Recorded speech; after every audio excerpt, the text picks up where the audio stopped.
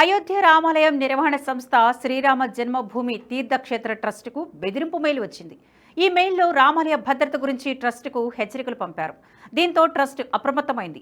మరోవైపు యూపీ పోలీసులు కూడా వెంటనే రంగంలోకి దిగి దర్యాప్తులు ప్రారంభించారు.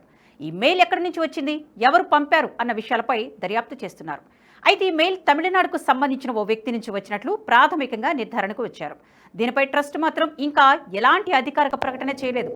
ఆదివారం అర్ధరాత్రి ఈ బెదిరింపు మెయిల్ వచ్చినట్లు తెలుస్తోంది. అశాంతిని రేకెత్తించడానికి హిందూ సమాజంలో గందరగోళం కీర్తిని వ్యాప్తి చేయడంలో భాగంగానే ఇలాంటి కుట్రలు జరుగుతున్నాయని పలువురు మండిపడుతున్నారు.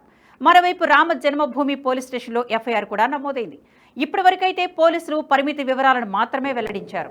లోతైన దర్యాప్తు కొనసాగుతుందని ప్రకటించారు. అయోధ్య బాలరాముడిని దర్శించుకోవడానికి రోజురోజుకు ప్రపంచవ్యాప్తంగా భక్తులు తరలివస్తున్నారు. ఈ నేపథ్యంలో ఈ మెయిల్ రావడంతో పోలీసులు అలర్ట్ అయ్యారు. అదనంగా 3000 మంది భద్రతా సిబ్బందిని మోహరించారు. ట్రస్ట్కు బెదిరింపులు రావడం ఇదే మొదటిసారి కాదు. ఇంతకు ముందు కూడా ఆలయంపై దాడి చేస్తామని అనేక సార్లు బెదిరింపులు వచ్చాయి. 2024 సెప్టెంబర్లో కూడా రామాలయంపై బాంబు దాడి చేస్తామని బెదిరింపులు వచ్చాయి.